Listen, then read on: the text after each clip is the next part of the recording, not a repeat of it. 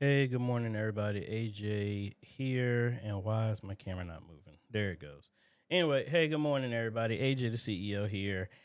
Way too much stuff going on that I'm just like, man, forget it. we just go into it as much as we can, folks. So, um, I'm trying to hold my composure right now, but whatever. Um, Thank y'all for stopping by. We normally try and come here every Friday if I'm not running around like a madman doing all this other stuff like we normally do. But hey, we're here. Now I will say this for anybody that knows. It is Hampton's homecoming this weekend. I haven't gone to any of my homecomings at all, mainly because it's like if I still owe the school money, I ain't trying to go back there. But my student stuff is paid off. I ain't going back down there because I'm busy, but I am giving some Hampton pride today.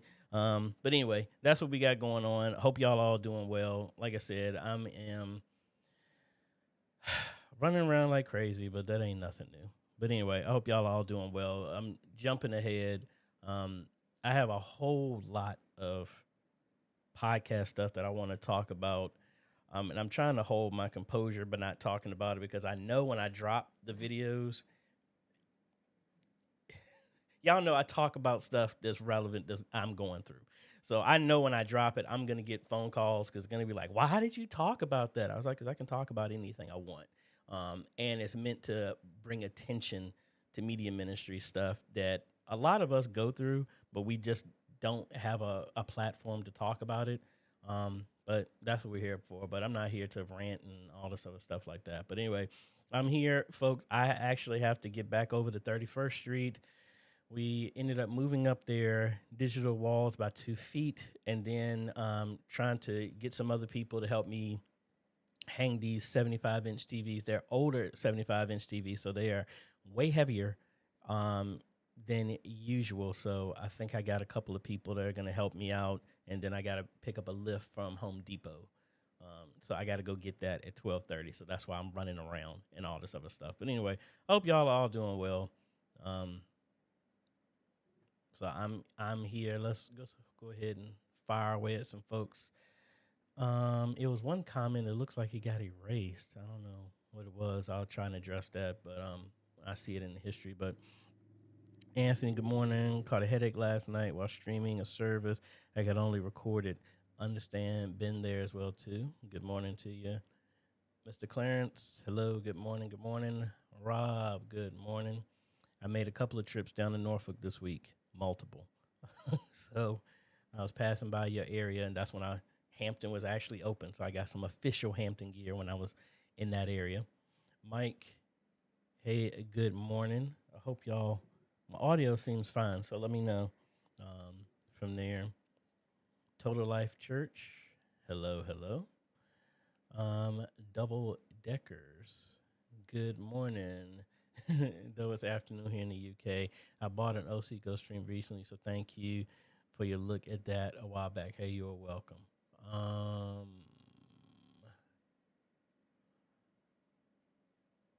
Be Quiet Media.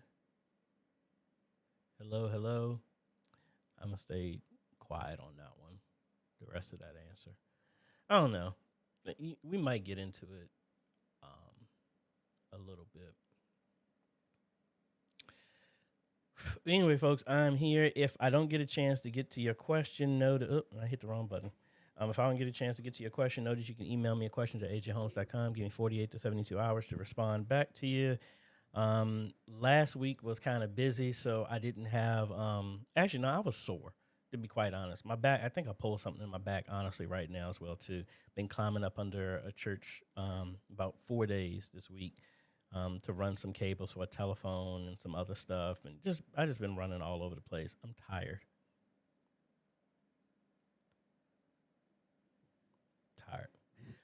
Anyway, if we had to reschedule the Zoom bi-weekly, I'm off. I'm sorry for the pauses. I'm just off right now.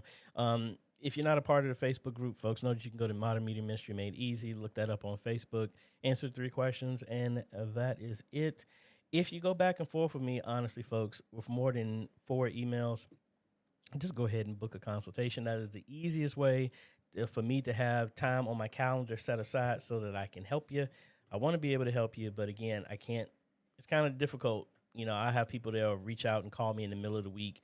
I'm up under the floor, dodging snakes and spiders and stuff like that. I can't answer your call. So it's not that I'm being rude. I just can't answer because I have stuff going on through the week. And setting up a consultation with me and blocking out some time is the easiest way to guarantee that I can have time with you.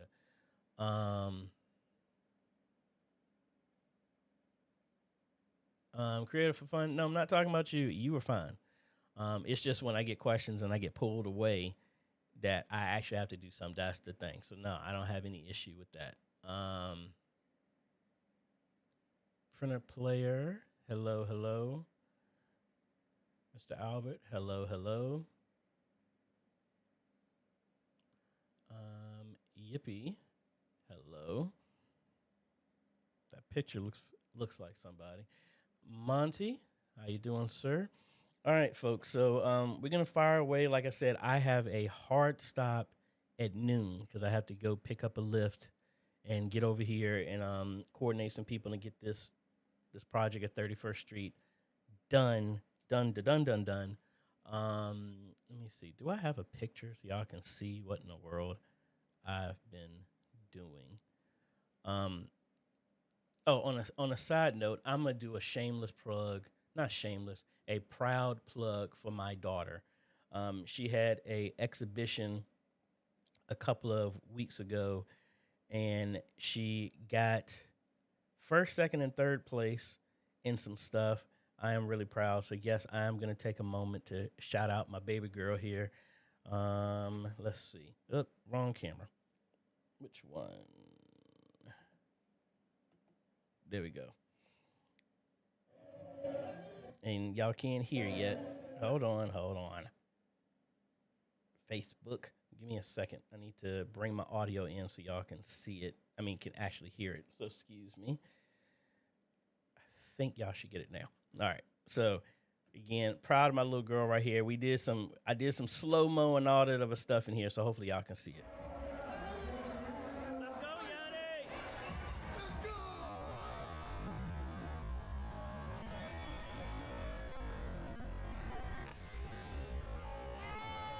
That's my girl. So really proud of stuff she did. Her daddy did martial arts too. So I'm proud of what she got. So I had to give her a big shout out. But anyway, enough of that.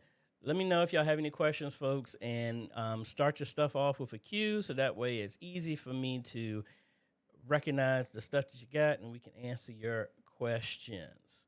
So let's go backwards in time a little bit and see what we got going on here. I'm not seeing one yet. Total Life Church. I think a few weeks ago I asked about connecting multiple cameras to the Hubble using a R485, and you pointed me in the right direction on this Q&A. Thank you. It worked. Hey, glad that helped you. Double deckers. There was me thinking the 15-minute countdown would give me time to grab something. Oh, that was a question. I jumped in, and normally I would have started, but I need that extra 15 minutes here. In Total Life Church, at the beginning, your broadcast, you have a nice intro. What software did you use to design it? I used DaVinci Resolve to make my intro. That is a static background, and I don't even know if I still... DaVinci Resolve did an update, and my shortcut on my desktop is not working. So I need to make a new one real quick, and I think it's here. It should still be in my profile. I normally every year make a new database for all of my videos, and I've been so busy this week. I haven't really done any real videos in the last week and a half, just because it's just been really distracted. Sorry, I got a message here on DaVinci Resolve. So let's see. Where is that? Constellation. Media booth. That's the conference. Let me go into last year's videos. And I normally have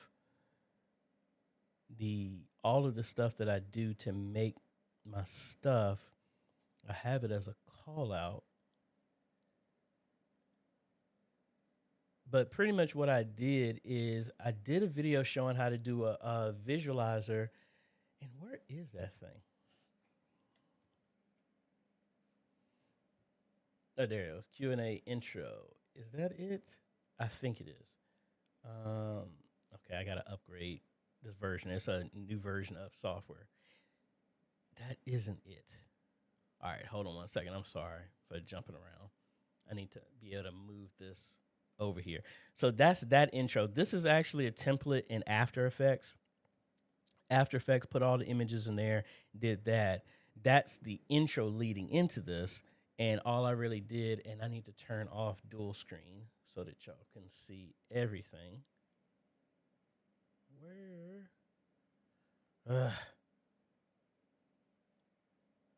All my stuff is not working today.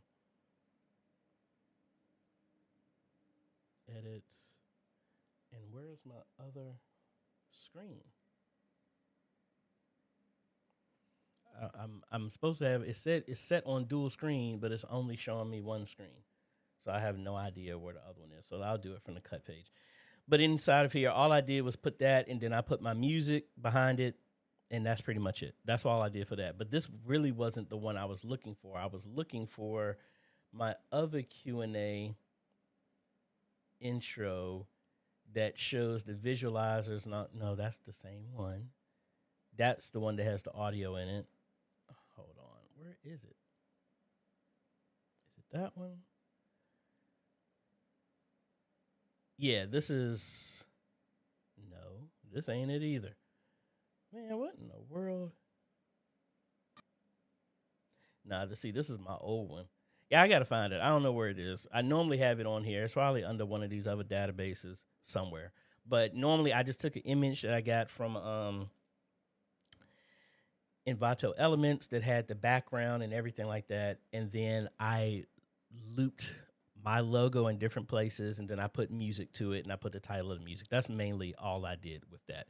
But I used DaVinci Resolve to do all of that stuff. And I need to bring up all my programs that were minimized so we can get back to that. Let's see.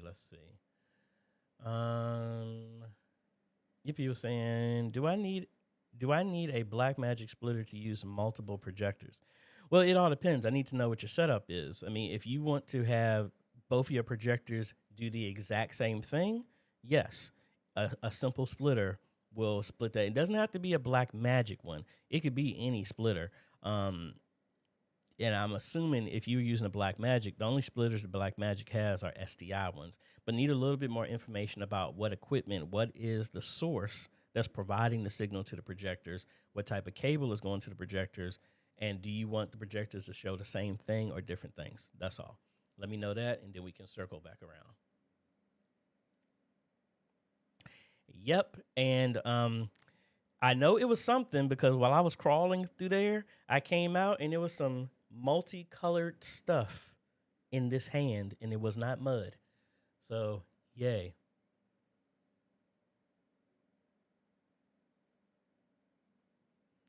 Hold on. Giabra says, you know that when a person is looking at a camera distant and then with a quick zoom, I don't understand your question. You know what, when a person is looking at a camera distance and then with a quick zoom, are you just talking about like they're far away and then the camera zooms in close on them? Is that what you're saying? Because if not, I don't understand the exact question. But let me know and we'll circle back. Lodi Mark, Jay, I hope everything is well with you. I have an A10 mini and sometimes I would like to snapshot the program out to audience screen. I would like to snapshot the program out to the audience screen. How do you do that? I need to know more detail about your setup. And is it the A10 mini or is it A10 mini Pro? And then also what's connected to it. So like right now, I have all of my cameras connected to it. So if you're talking about an audience shot, that would mean that you would need to have a camera that's going to the audience, like a front camera connected to the ATEM, and then you just switch over to that input. Kind of like in my scenario, like I have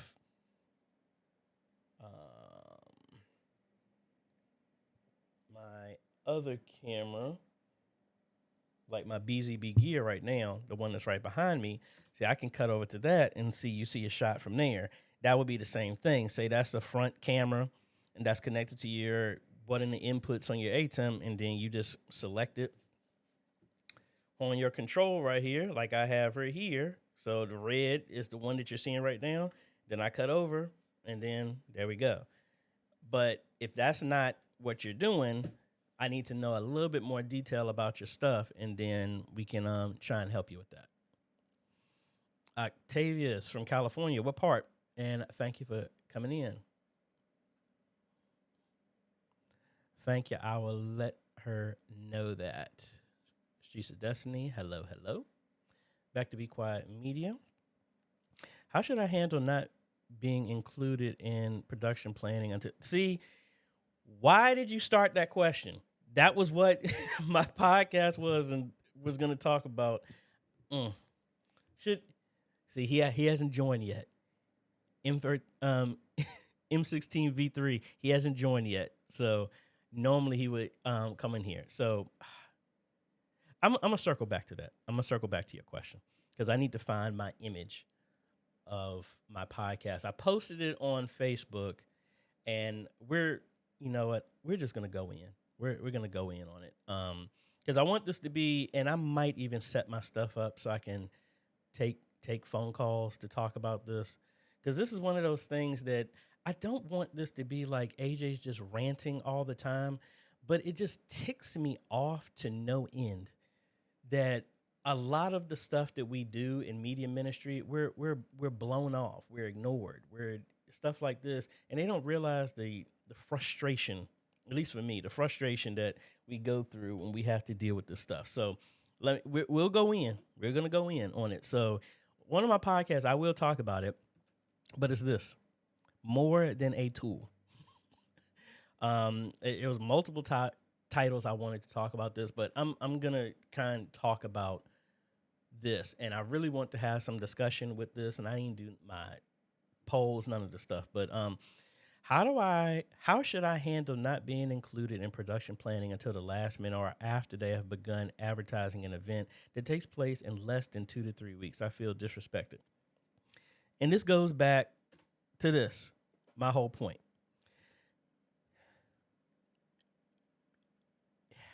I'm trying to lead this in a certain way. If anybody is watching this and you feel like I'm talking about you, guess what? I am. And this is for me. I'm not trying to hide or offend. I just call it like how it is. A lot of times for me, in tying kind of what you say, I don't have anybody that calls me to check up on how I'm doing. I get called when somebody wants something. When we need to fix a camera, we need to fix internet, we need you to fix this, AJ. Hey, I want to just call you and ask you to take up your time without compensating you, and I want you to sit down and take an hour of your time, not even asking if you're busy. Sit down and help me solve my issue. Again, I'm not offended by that because that's what I do. But there are situations where do you have any form of respect, kind of what you're saying, for the person that you're calling, or the person has to do that type of work? This is why I try and use my platform to be like, I want to uplift y'all, because I know being in media that, and I'm trying to not get into Sunday school words right now because I'm kind of heated a little bit, because it just bothers that we do so much stuff and just simple stuff, kind of like what you said. You can't even include us in a meeting, but we have to do the heavy lifting. We're the one that has to design the stuff. We're the one that has to go under the gun. We're the ones that have to do the audio, the video, and you can't even have the decency of bringing us involved in a respectful form to help us do this. We're all a part of a team. And I think an issue that I've seen in a lot of ministries, not just the ones I associate with, other ones that I'm hearing y'all talking about, y'all talk to me about, that it's an epidemic in other ministries, that it's like sometimes the media is considered like an enemy or something. Like we're not being brought to the forefront. The media and the music ministry is arguing with each other. Media and trustees, media and deacons. All it's like, how in the world are people going to believe that this is the body of Christ and we can't even talk to each other? We're in each other's throats and we don't even want to give respect for the roles that other ministries have. Like I've dealt with other people that have no clue of how any of this media stuff works, but then they want to be the decision makers. And so recently I've had to do that. People said they want to be in charge of stuff. I completely took my hands off of it and I let it fall apart. That in my character, normally I don't want to do that, but sometimes I've said it a long time. My drill instructor, Sergeant Hanson, said, Holmes, some people are going to get strong or they're going to get smart, meaning that smart, you learn, strong, you're going to keep doing push-ups until you get stronger because people want to be the most difficult way. So sometimes if you're always jumping in and rescuing people or letting them keep leaving you out and now you're rushing to get stuff done, sometimes you just got to let it go. I've had to do that with like praise dancers. I would ask them, please provide the music ahead of time so I can download it, get it prepped up so it doesn't have a YouTube announcement or whatever advertisement. They wouldn't do that. So I'm like, you know what? I'm not going to keep stressing myself out. That's what happened. They had to play the music. We didn't have no prep time. So in the middle of service, before that praise dance song came up, a Viagra commercial came up. And I'm like, you just got to live with that because it says there are many members in the body. And what I'm seeing, not just the churches I'm dealing with, just all the churches I'm around, it's like everybody wants to be the head, but no one knows how to work alongside each other. Everybody wants to be in charge of everything. And some people are not made to be in charge of stuff. And that's why people falls apart. And I'm going in a rant and I'm not trying to do that. But how do you do that? Let me address back what you're saying. The one thing I can say, bruh or sister, whichever one you are, I don't mean to be disrespectful, know that at least here, there are other people that understand and have been through the same thing. I don't be like me. Sometimes I get angry. People know me that I wear my emotions on my sleeve, and some people say it's weakness or whatever. I just know I used to have a bad temper in high school because I used to no one cared about me. No one showed any interest of the things that bothered me, and I lashed out. So for my peace, I wear my emotions on my sleeve so people can know when I'm upset. I don't hide it. I let people know. Some people say that's weak. I don't care what other people think. I did that for me. I don't let stuff bottle up anymore. I let stuff out. So people will see if AJ's ticked off, you can see it on his face. I don't hide it. That's me. But one thing I would say to you is do what you can to first respect yourself. And I'm saying that because I didn't do that for me. I would go out of my way to help everybody else, but I didn't give myself that same type of respect. I'd push myself to the limits, knowing people didn't respect me, having me have to perform godlike feats in less amounts of time that I really needed. And I would lose sleep to make sure that stuff was done. But I never did that for me. So I would say for you, do the best that you can. But when you feel disrespected, tactfully make that statement known. Let people know where you're at in that situation, because if you don't address something, people are going to be tending to keep doing something. If you bring it up like, hey, I delivered this, and then say, hey, we had to do this. We didn't really get notified. Could you please bring this up next time? Because this is how I did it at Antioch. I would let people know these are what I need for the announcements. And people would keep doing it. And I'm like, all right, announcements are close of business Wednesday. If they're not here by close of business Wednesday, we're not going to do it. Then other people will come in last minute. And then other people in the media is like, well, AJ, you can make it work. No, I'm the one that's making it. Don't tell me that we need to make an exception for this rule when you're not the one video editing. You're not the one paying for Photoshop. You're not the one making it. So when you actually will do the same thing I'm doing, then hey, that's fine for somebody to break the rules. But for me, this was the law of God at that point in time. If you did not get this stuff in at time, this included the pastor. It's from, and I respectfully told the pastor, I said, Pastor, I wouldn't expect you to do a sermon and be an engagement for another church and let you know 5 minutes before then. So the same way you need time to prepare, we need time to prepare. So if it's not met at this amount of time, get mad all you want. It ain't going to happen. So for me, if I was in your shoes and that situation came, I would probably do the best of my ability, what I can with the limited amount of time, do the best that I can. And after I deliver it, I was like, hey, we had some issues because we didn't have enough lead time for this. Can you please bring us to the table when this stuff is discussed if media is involved? Because if we don't have the amount of time, I cannot guarantee it can actually be done in an appropriate amount of time. That's the PC tactical way to do it. So let me know. How would y'all handle that?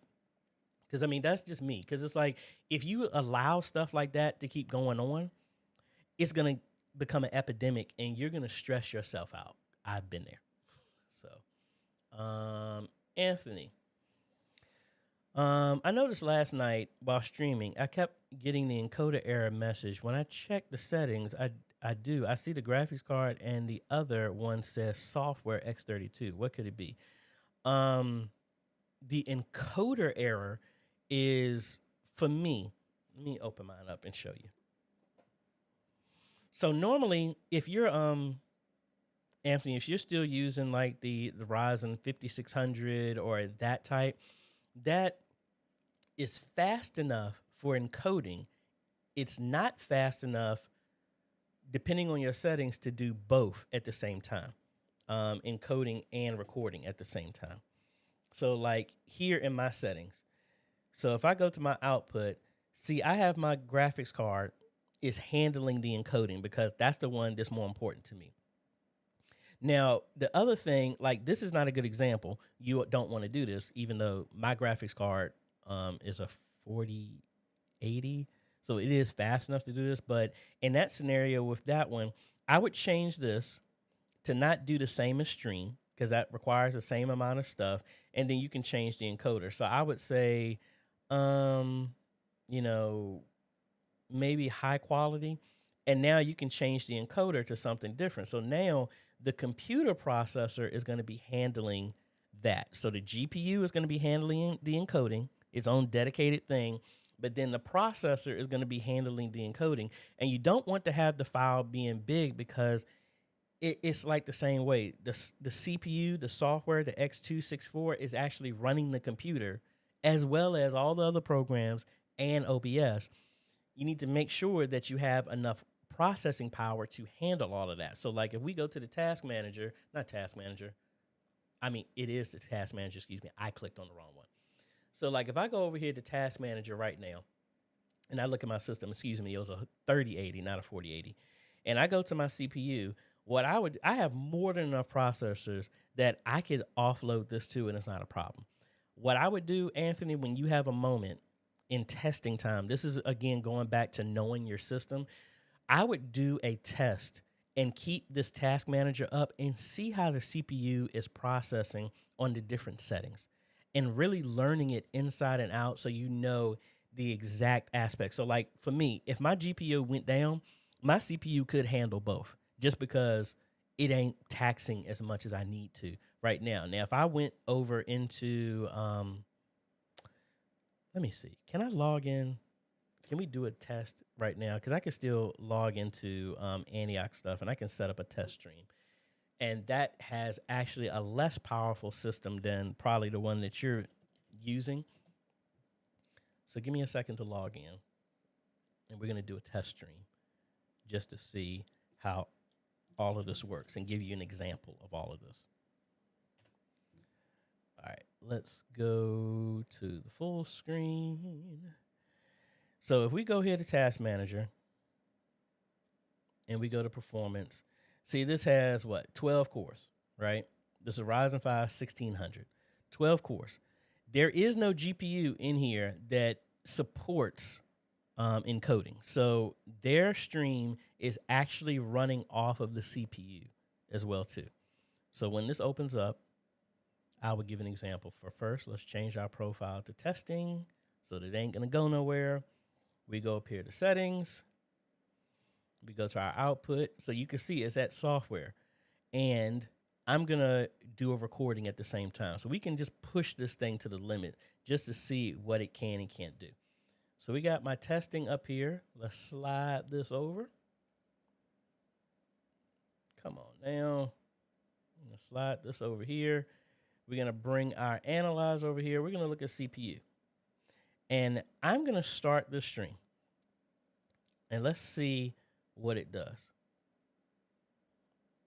All right, so we're using around like 12% of our CPU. Not that much. Now let's start recording at the same time.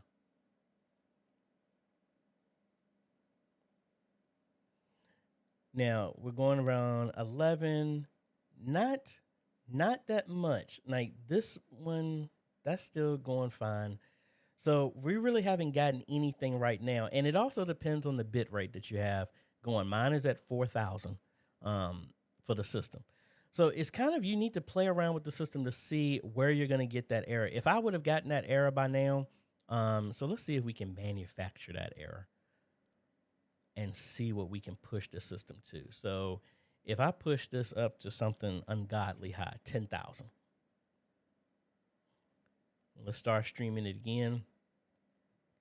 And we're start recording. I want to see if we're going to get any dropped frames or as well as an encoder error. So we're not hitting 10,000 yet. We haven't bumped up anything. And plus we're not kind of flipping around doing any major video processing or nothing like that. It's just a static image. So I'm hearing the music. Y'all might be hearing the music too. So this is one of those things you just got to kind of play around with to see what you got. Now, again, now,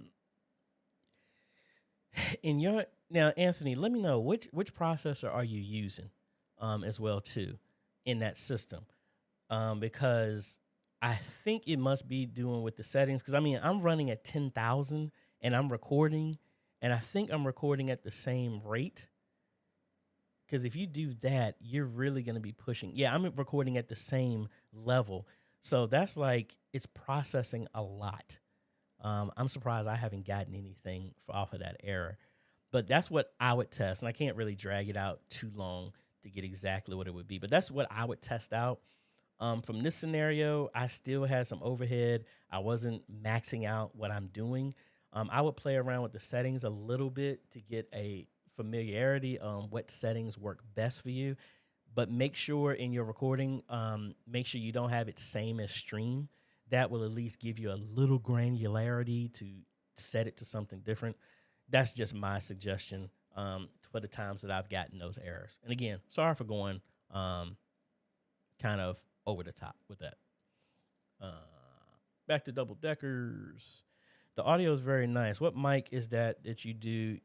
And do you use any EQ or compression on it? This is the Rode Pod mic. It is going to a Rode Rodecaster Pro 2, and it has because they make the same thing. They have some EQ and compression that I just turn on that works with this mic. I don't know EQ. I'm still learning it myself, but that is all built in there. So like if I get out of this desktop here and let's open up the Rodecaster software, I can kind of show you what it's using whenever it wants to open up.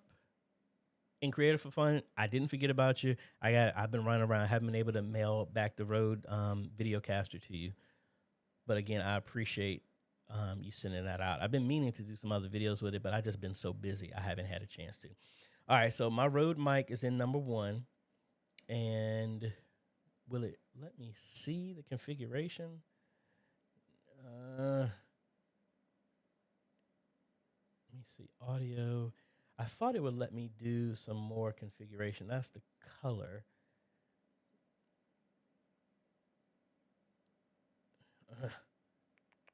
Default show, no.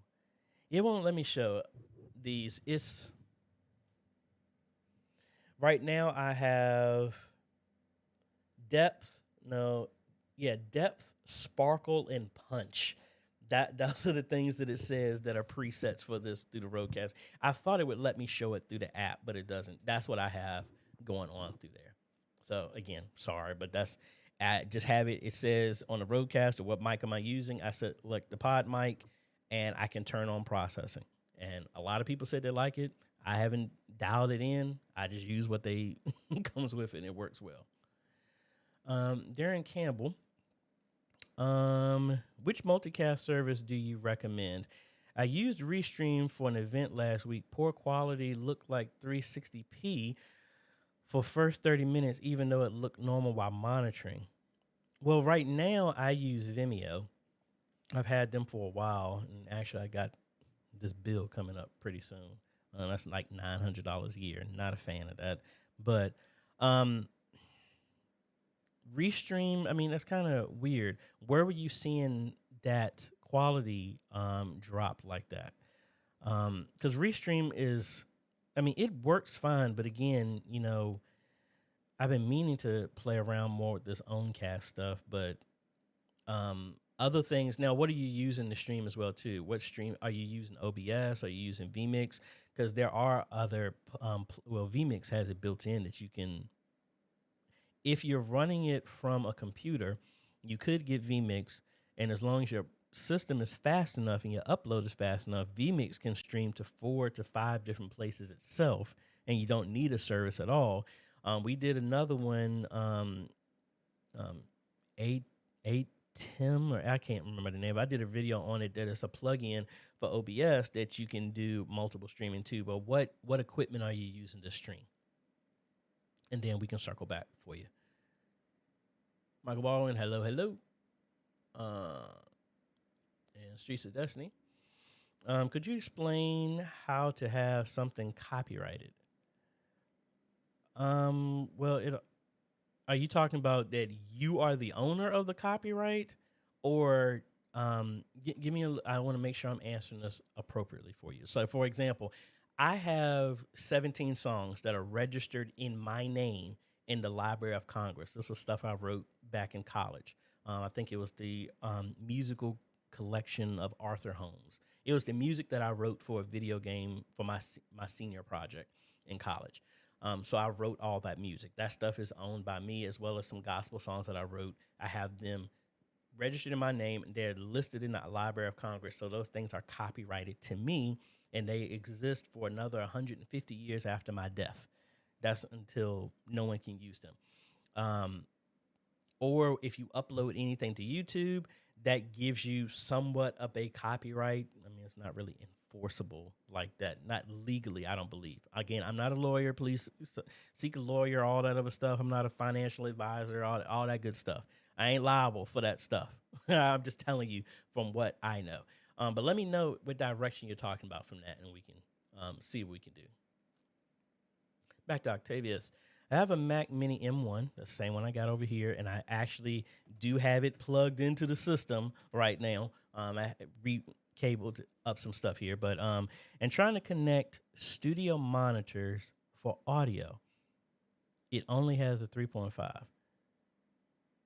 I'm trying to hook studio monitors. What type of monitors are you trying to connect? I mean, the worst thing you would probably do is you could hook it up to a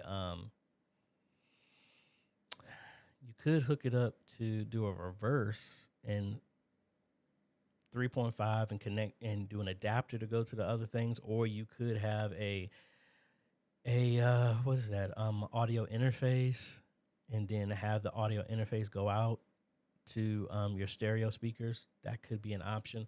But let me know the type of speakers and we can go. Hey, no problem.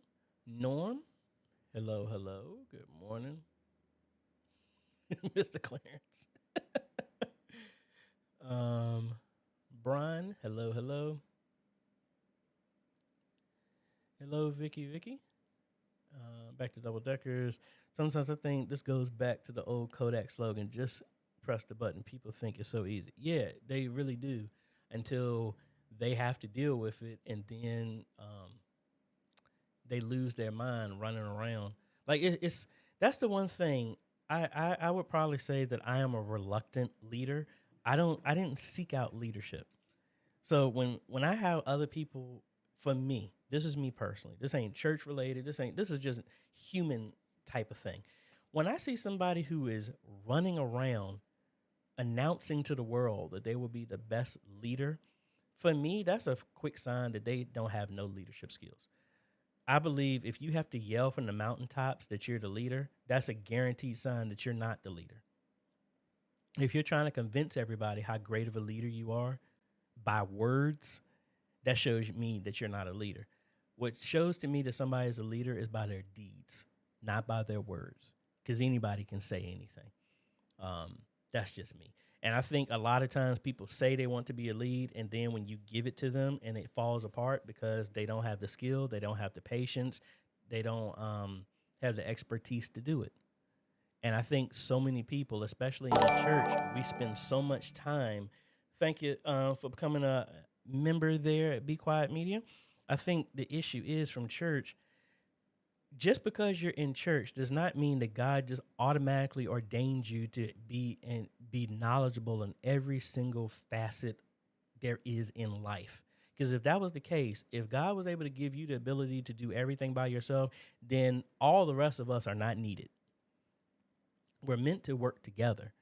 And I think the issue that I have is people that just don't want to work together.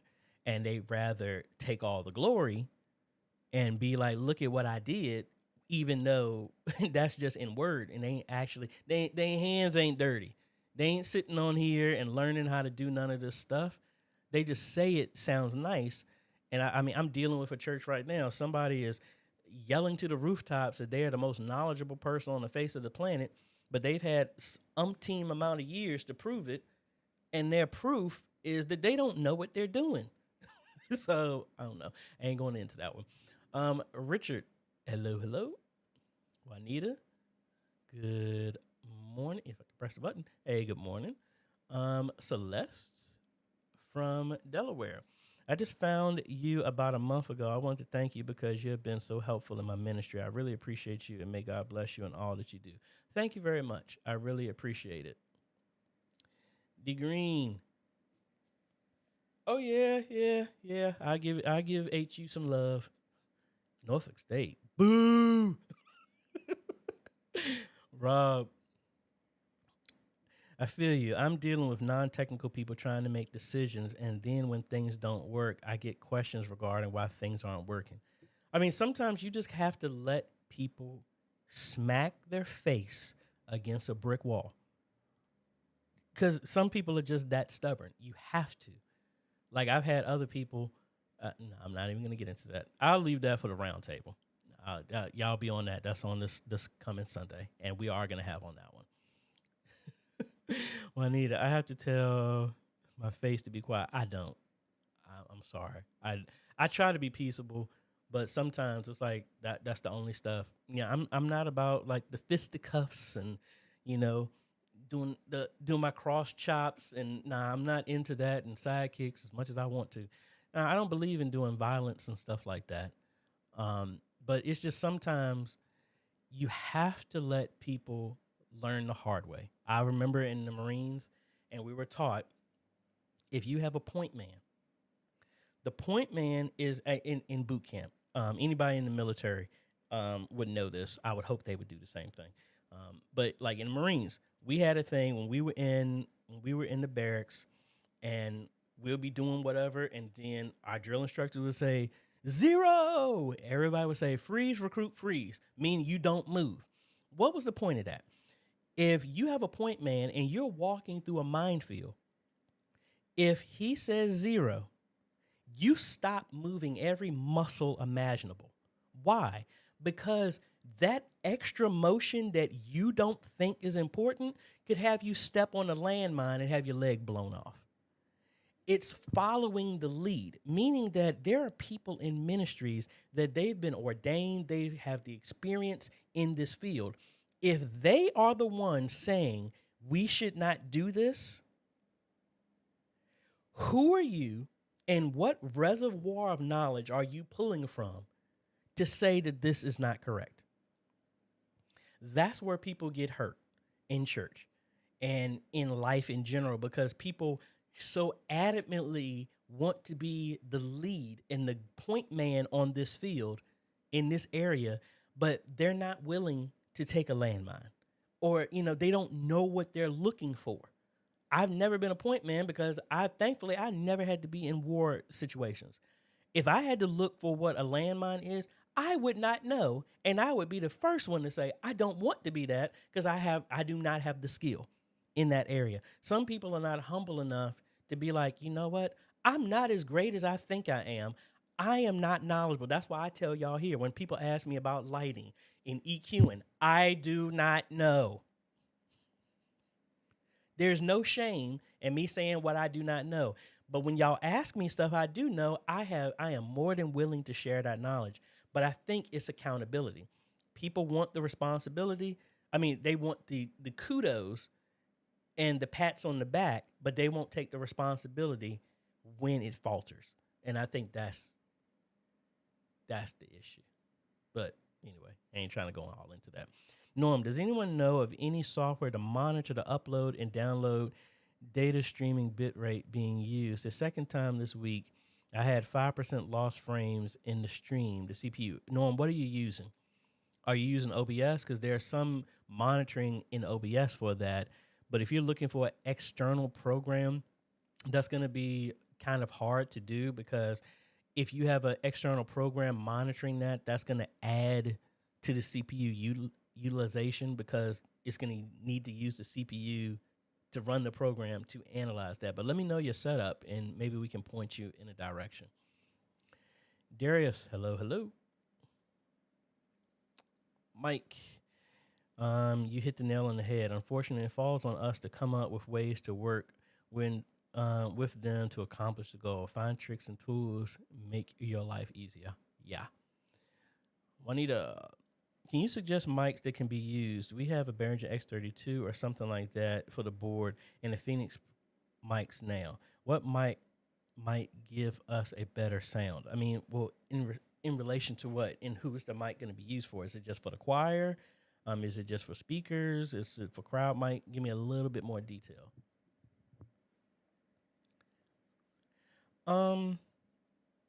If you're trying to do everything, if you can find them in a reasonable price, the GTX 1650 or the 1660, you should be able to get them dirt cheap, hopefully. But any of the 50 or 60 series, that second number, because like on the church computer I just showed you, that was a 730. That does not have any hardware encoding, so that's why there's no GPU utilization for that. So let's see. If you look for the 1660, if you can get that like this is a deal. That right there has more than enough horsepower to do your encoding and recording at the same time. And at $130, that's dirt cheap. Yes, I would say that. And there are some RX Radeon ones, maybe what is that? Is it the 6500 XT? I think the XT. No, it's the 66. Excuse me. Yeah, I would go for the 1650 at the lowest end, because that does have hardware encoding. The NVIDIA GTX 1650, that has hardware encoding, and that would be a very, very, very good one to do encoding. Honestly, if you can find a 750, that is an old card, but that's still fast enough to do encoding. You don't need something crazy. So like see the 30s, that's like right here. If you can get this one, this 1750 for $76, that is very good. That has NVIDIA hardware encoding on it, and that would be fast enough to do encoding for streaming and recording. That's actually what used to be in the computer I built for Antioch years ago, but then the processor got faster, and that graphics card actually died. That used to be my gaming graphics card back in the day, and I gave it to the church. But that would what I'd be suggest. Rob, Unify announced their version of a NAS. Are you going to get one? I have not seen it. Let me see. I know they were talking about it. Let's see. Let's look over here at the Unify stuff and let's see what is new. The ENVR. Lord, I ain't getting that no time soon at that price. And that's not even with Lord. That's not even. I mean, that's the encoder. Wow. I mean, that's cool. No time soon. At $2,000, no. Man, let's see where y'all are at. I see your M16V3. Man, you missed my mini rant. Anthony, which Ryzen would you recommend to upgrade to, and which graphics card would you recommend? I want to be able to go ahead and upgrade everything this weekend. Well, I mean, the CPU you don't need to. If you just add that graphics card, the Radeon onboard chip will turn off because you have a dedicated graphics card. The CPU is more than fast enough. You don't have to worry about that. So you could just put a GPU in it. That's the reason why I build the streaming systems the way I do. That the CPU is perfectly fine, and it frees up the space if I ever decide to add a GPU, a dedicated GPU. So that's 1650. That would be great, and that would give you more than enough performance for the encoding and all this other stuff. You will have the NVENC will show up in OBS, and you just set both of them to that, and then you'll be good to go. Kind of like what you have on my system here. Really, no need to upgrade the CPU, to be quite honest. Because if you go to any of a higher GPU other than the 8700G, I think it is, or 8600G, whichever one that is, if you go higher than that, they don't have GPUs embedded in a chip, and you would have to get a separate one anyway. So the CPU is fine. I would just say look at getting that 1650, and that would help you out real good. Carl, how do I get my AV cams to stop going in and out of focus? You probably have to turn down the focus on the autofocus on the system. So last time I remoted into a church and they still had all their cameras on. So let me see. And they have AV cams one. So let me see. All right, let's see if this will work. So what you need to do is turn them down. I think that's it.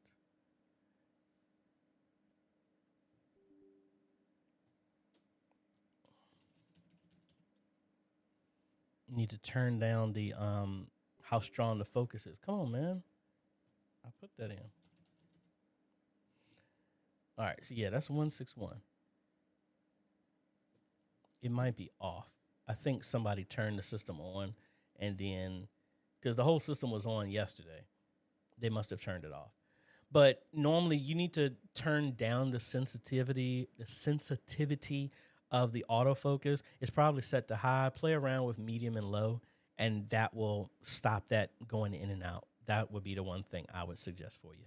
And it looks like they did shut that stuff off instead of just having the cameras on the entire time.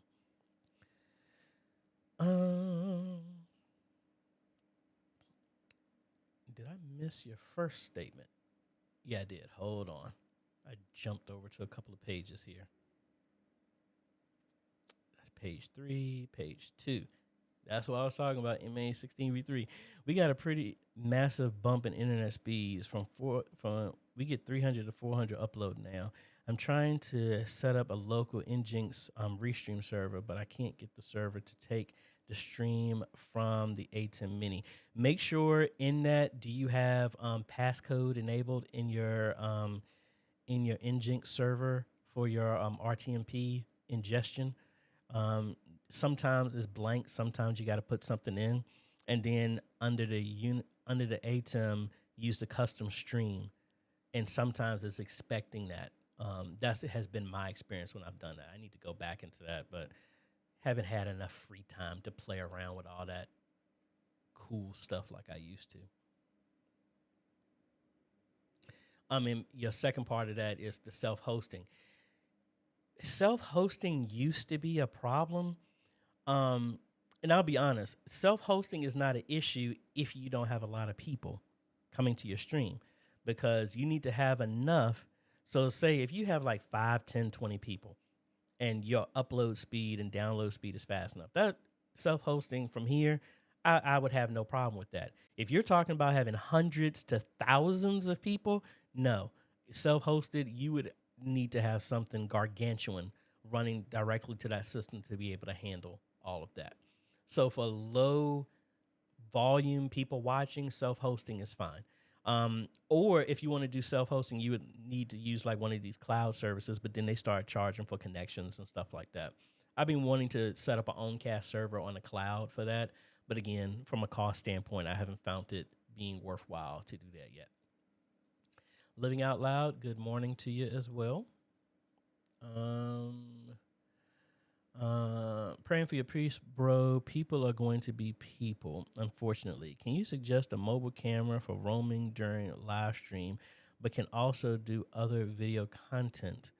Well, I mean, any of the cameras, like my Sony EV20 is good as long as you have like a wireless HDMI or whatever connected to it. Almost any camera will work. Even my Sony or Canon camcorders will work. But if you want to do photos, you're going to look at a mirrorless or a DSLR or something like that. And it all depends. Do you want a camera that has interchangeable lenses? I think like the E10 the new Sony E10 that I have upstairs, that has interchangeable lenses. That will work fine. You're just going to be limited to the battery life. Now I know the Lumix G7 was always a good one. I forgot the new one they're on now. One of those would be good as well too. I noticed a cool editing of. I hope that this question is clear. I noticed a cool editing effect in some videos where the camera quickly zooms in on a specific point, then zooms back out. Can you explain how this is done? That's edited, and it all depends. And it all depends on the camera. Like my drone can do it because it flies out and it's physically moving. Other times they'll have two cameras and they morph in between that shot, or they have a telephoto lens and it zooms out. It's multiple ways that you can do that. Creative for fun, not a problem. I'm not ready for it just yet. Still trying to get some other stuff. Okay, I appreciate it. I just wanted to let you know. Pete, good morning. Philip Paul, hello. The F-Deuce USB-C microphone is a great desktop mic. I use it for everything. Awesome. Song ownership. Okay, one thing you could do if you wanted to use it for a YouTube one and it's yours, upload it, and then that would give you, like, honestly, I do that for a lot of stuff I do. Stuff that y'all don't see, I upload it to YouTube just so that I have a YouTube license so if somebody tries to use it. So I'm secured that way. And if you want to have a song, that's where you register it with the Library of Congress. If you're self-publishing it yourself, you submit it. You have to give a description of it. And I think the guy who taught me jazz, George Melvin, he passed a while ago. He had always told me, put it on a CD and you can list multiple songs and then make it under a collection. Because if you do one individual song, you have to register every individual song compared to you doing a collection. But if you want to do it as a song like that, first I would upload it to YouTube so you have the YouTube license. Again, not that that's legal, but if you want to register it, then you can go through the Library of Congress, register it as a song or a work. I've registered lyrics. I've registered actual music compositions, things like that as well too. That would be the easiest thing. Thank you. I appreciate it. And hold on 1 second. I need to shout out something real quick. Give me a second to run upstairs and get something.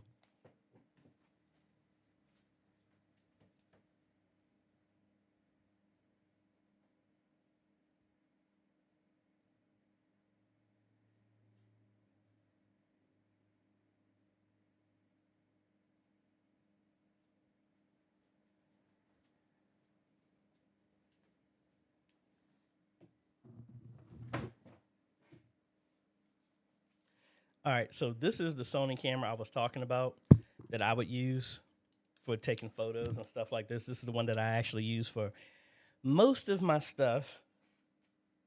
I don't take it around with me as much as I used to, But let me take a pause real quick. I didn't get a chance to do this. Mike was there. Rob was there. I want to give a big shout out and some much appreciation for the Wests and Rhema Abundant Life Ministries.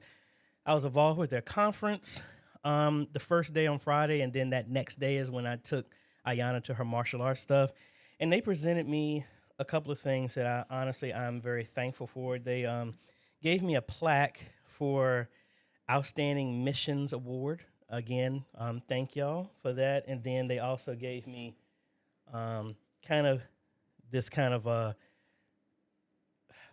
another presentation kind of award talking about the same thing. So again, thank y'all so much, Rhema Abundant Life Ministries, Francisco, Rosalind. Thank y'all so much for that. And they were messing with me because they had me do praise and worship on Friday. So they were messing with me because of my voice. They're like, why is he singing so high? But anyway, again, I hadn't had a chance to do that because we hadn't had a live stream. So I want to give a big shout out and thank y'all for letting me be a participant of that. And then also thank you for the award. I really, really appreciate that. Let's go back here to Kevin. I use an audio interface to connect my Mac M1 to. That was kind of the suggestion I was making as well too. So thank you for that. Rob, a Mac. The world is coming to an end. No, I've always had a Mac. I just haven't had a chance to plug it in because I had to have another free cable to it. So no, we got it here. I bought it for the same reason when people ask me questions to do stuff. So I've had that M1 for a minute. M16. If you can prove you are the original creator of the copyrightable work, then you are the copyright holder. You do not need to register. It just makes it easier. Appreciate that. But I know in this world, people would just steal something. You know, like if y'all really want to know about copyright stuff, look up the story of the wheelbarrow. Somebody made a wheelbarrow and never copyrighted it, and somebody found it. You'll have copyright trolls that just seek out stuff that's not copyrighted. And that was the case. This person put in a copyright for the wheelbarrow. They never made it. And now they were able to lay claim to anybody that bought anything after that because they never registered it. So be very particular about protecting y'all stuff. If you really want a cheap way of your proof, you can mail yourself a copy of it. That used to be true. That doesn't hold up in court because I remember I was going to do that and somebody told me about that. But it all depends. And it depends on whoever is the lawyer with that. Some people said that doesn't work as much as it used to. My live stream is experiencing some lag issues lately. The video freezes during our live stream, but the audio is fine. We stream with OBS. What is the specs of your system? It sounds like the video is freezing because the computer is not keeping up. Audio is a lot less strenuous than video. That's why normally the video will freeze out before audio. But what are the specs of the system that you're using that runs OBS? E-psychology.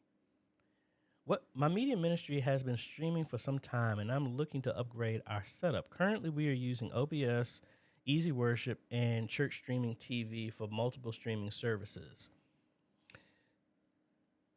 We are looking to upgrade to the A10 Mini Pro ISO, and I'm wondering what would be your recommended setup in that case. For example, we use a JVC for the A10 and want to use that software exclusively to stream. Is there a particular streaming service that we could use for this use case? We want to still use Easy Worship, but we want to find good streaming service combination. Also, should we upgrade from Easy Worship from presenting? If Easy Worship, if you're happy with it, I don't believe in changing it if it's meeting your needs. Now, one thing I would suggest is don't go for the A10 Mini Pro ISO. I would go for the A10 Mini Extreme, mainly because with the A10 Mini Pro, you're going to have multi-view or program out. You're not going to have both. You're also going to have two USB connections, so you can have one for recording, another one to computer if you want, and it just kind of sets you up in the future. And then if you want to go to multiple platforms, just like we talked about it, you could use any of these services like Restream, Caster, let the A10 stream to that, and then it will restream to other ones. And again, it's hit or miss. Some people are experiencing issues with Restream, but the only thing I could say, I'm not negating the people that have issue with it, but if it was a major issue, everyone would have a problem with it. So I can understand maybe 1 off and 2 off. Everything made has a what is it? What's the Six Sigma of it? I think it's supposed to be less than 5% failure rate. That's just natural for all stuff. So not excusing it, but it's not fun when it's you that's in that 5% of failure. But if it was anything crazy, people would be running away from the service. But that's what I would try for that. So easy worship, no, I don't think you need to change that. I would recommend go for the Mini Extreme over the A10 Mini Pro, just because I've seen so many people move to the next. Because once you fill up those 4 slots, or they want to use that to send the video out to a projector and their multi-view, they've reached their limit right there. Back to Deron, I'm sorry if I was pronouncing your name wrong, was using A10 Mini Pro connected to a computer as a webcam. Sources Restream. Things looked great in Restream, where they sent out to YouTube and Facebook was poor quality. So if you go back to it now, is it still not in that stream? It could be that they were having an issue at that point in time. Because, that's the other thing. No matter how much stuff that we do, since a lot of the stuff, unless you're really self-hosting, and even if you're self-hosting, you're kind of contingent on the internet connection. I mean, the only way you can truly guarantee everything is going to be running at 100% all the time is for you to own everything. The internet connection, all that. Run your own deep sea cable, all that stuff. But I mean, there's always going to be something. But I was saying, so even if you go back to the videos right now, is it at 360? Is it not at the same that you were streaming at? That's the other thing I would wonder. Rob, you got it. A leader with no followers is a person taking a lonely walk. There's a difference between leaders and dictators. Very much so. Bruce, how you doing, sir? Thank you. I appreciate it. I'm not sure if you can access the following public chat threads regarding my previous question. I mean, no, I saw your question. I only saw 2 coming up. And I have another one this is the other one. It just says Q. So, I mean, I can see all of them that comes in. Benny, how many LED walls, 6x4 foot, can I display from an i5 12th gen RTX 3050 laptop, and how to display to 4 LED walls with the same laptop? Well, when it comes to the LED walls, it's not anything like that. Because most of the time, like with 31st Street, when you run that signal, the compressor actually shrinks the screen down. So I'm sending 1080p to it. It shrinks it down to the pixels. So what's that? See, you got me doing math here. So it's 128 pixels per cube. And that's 1, 2, 3, 4, 5, 6, 7, 8, 9, 10. And that's 10 across. So that's 1,028. And then you have 128 down per, and then that's 1, 2, 3, 4, 5, 6, 7, 8, and that's 8. So it's going, the resolution is that. And actually, that's not right. That's not 10 across. I'm sorry, I had my math off.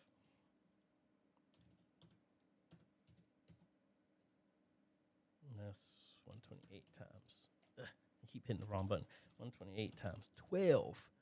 And then, so you take 128 across, and then those pixels, and then you go down, and then the compressor will shrink that image to fit to the display of the amount of pixels that you have on your digital wall. So it's not necessarily the system. The processor is going to handle that. I mean, as long as your system can push out another image to a monitor, it doesn't matter the size of the monitor. It's how many outputs does it have. And if you have an RTX 3050, most likely that has 3 or 4 outputs. So, I mean, the fact that it can output that, it doesn't matter the digital walls. And so it's not even the size. I mean, you can have a humongous digital wall. You can have 20,000 pixels by whatever. It doesn't matter. The processor that splits the image and sends it to each panel does all that work. So you can have as many as outputs that your computer can support. The roundtable typically starts at 7 p.m. Eastern. Philip Paul. The X32 Compact and the XR18 has the same settings features? No, they do not. The XR18, you can only interact with that with an iPad, compared to the Compact is a physical one that you can actually deal with. So like I put an X32 Compact in Antioch. So if we put these side by side. Yeah, so you have 16 connections on here, and you have 6 auxes out, and you have 2 main outs, and you have 2 1/4-inch line ins. That's what you have on here compared to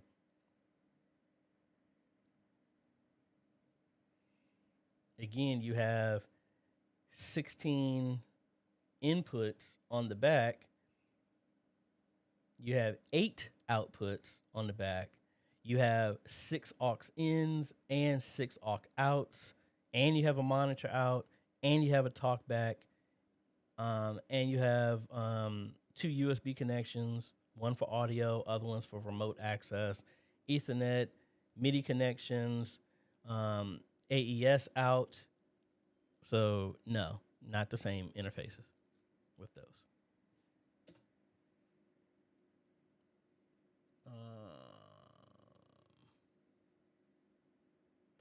Shalom, thank you for joining us.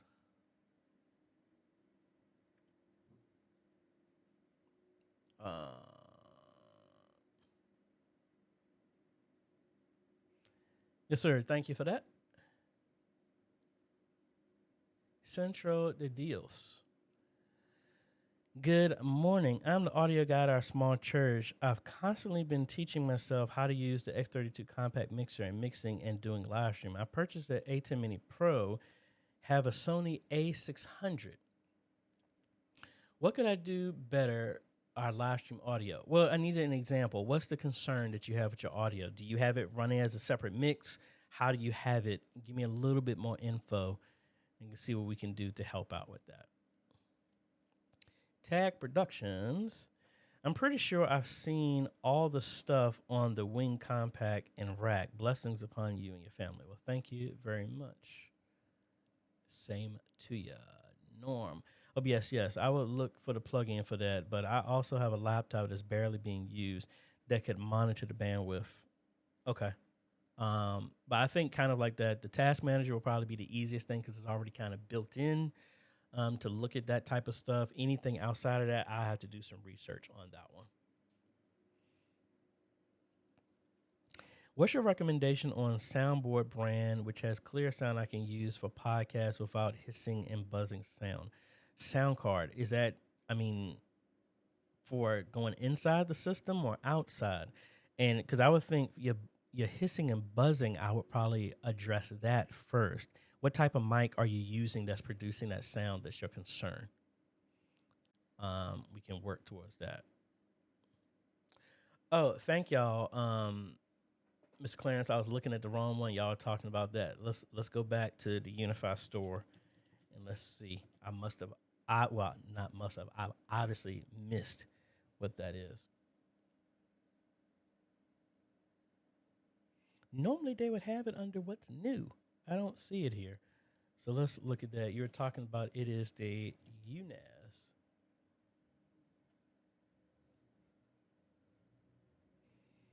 Okay, that's a more reasonable price. It looks just like the NVR one. But you said the UNAS and the UNAS Pro network storage. So it just has here. So that's a 2U rack. I don't know.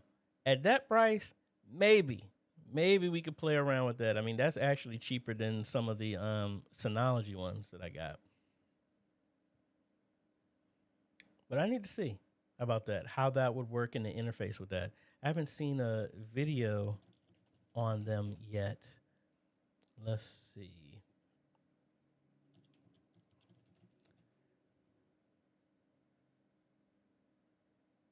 That came out. I did not see. And there it is. They're talking about it. And that came out 4 days ago. See, you can tell I'm out of it and I haven't seen that. Unified Drive. I might have to look at that and see how, because I would assume that could store your regular NVR, and I'm not playing it because I don't want to get hit with copyright and stuff like that. I might have to look into that. Especially it's not that's a $2,000 one, then yeah, we might have to look into that. But thank y'all for that. Rufus, what is the best private streaming platform? I use Dcast, but I do have a lot of streaming issues with my users.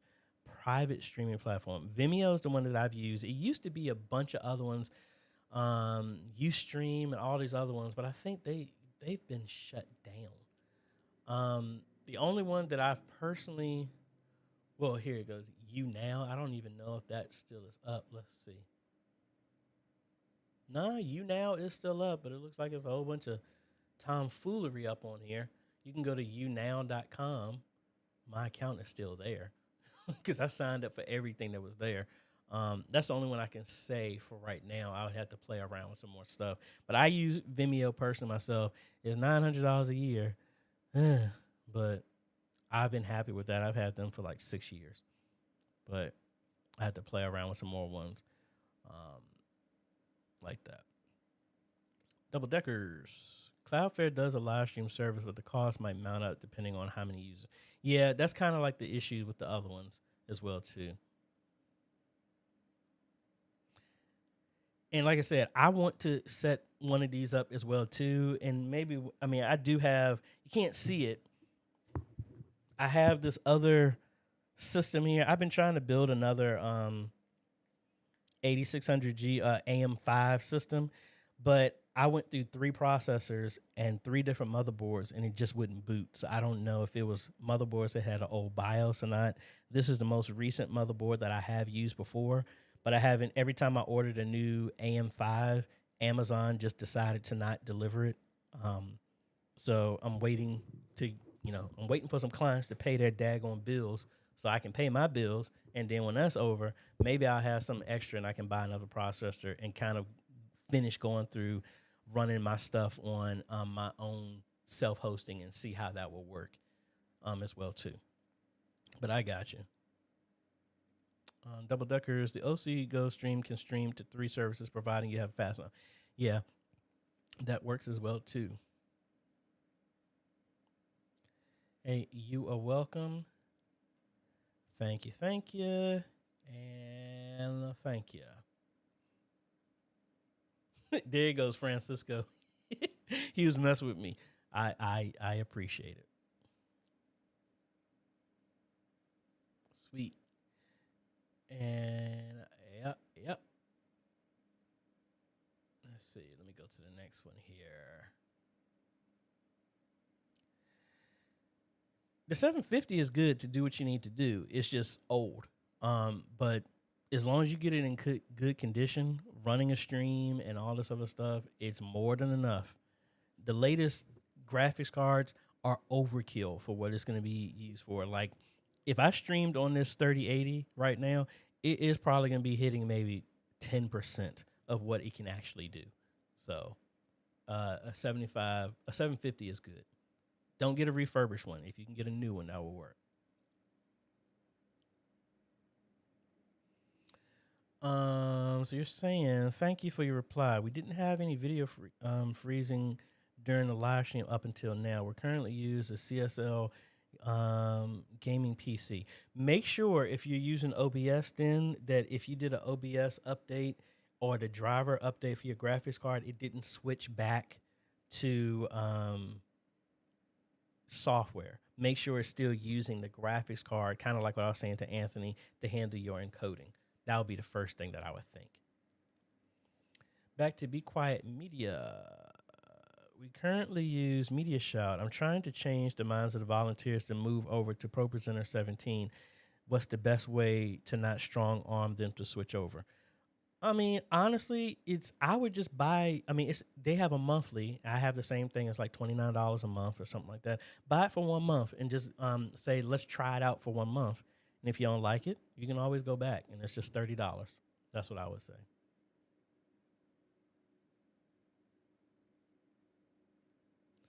You're saying the effects and the equalizer are the same. I don't believe so. I think the compact has more effects and more versatility with its equalizer. That's what I believe. Paula, I'm using ProPresenter 7 A10 Mini Pro and a Mackie Mixer. How can I run the A10 Mini Pro and Mackie Mixer on separate computers? While live streaming through ProPresenter 7, trying not to have everything on one computer. How to run the A10 Mini Pro, and well, the A10 Mini Pro, if the A10 is hooked up to your network and the other computers are hooked up to a network, just like all the computers I have here, I can open up this ATEM software, and as long as it's on here on the network, any computer can run the ATEM software, excuse me. And then for the Mackie Mixer, that has to be connected, depending on your board. If it's USB, it has to be ran on the exact one that's connected to over USB. So the ATEM is probably going to be the easier thing that you can move that to any computer, honestly. And you should be fine with that. I hope that answers your question.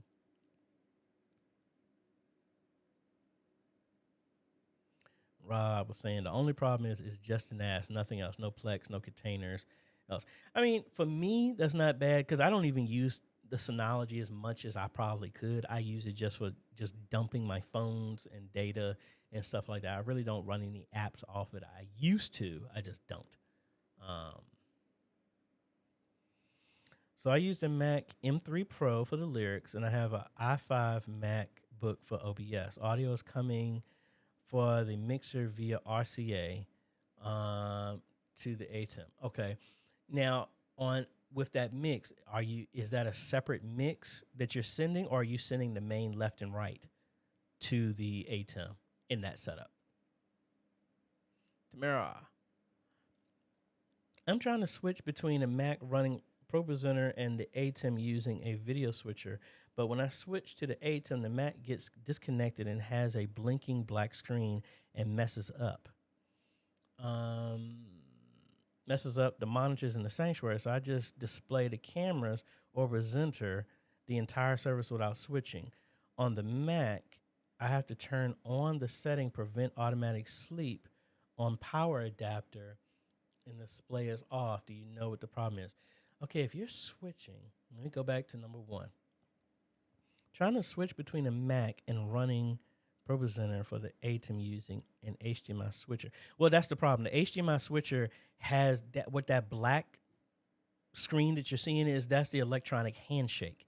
So if you want to avoid that, have the Mac go directly into the ATEM, and then you won't see that switching out.